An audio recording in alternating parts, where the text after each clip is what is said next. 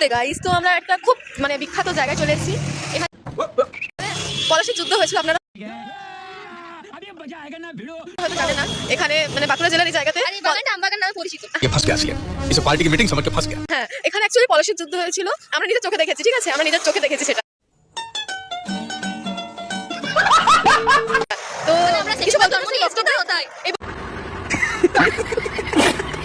তবে কিছু বলতে চাস? না না, ও তো বললাম সেকেন্ড বার জন্ম নিয়ে এসেছি তার জন্য। আরে আমি জন্ম থেকে ওগুলো দেখেছি, এগুলো কোনো ব্যাপার হলো আবার ভাই? দূর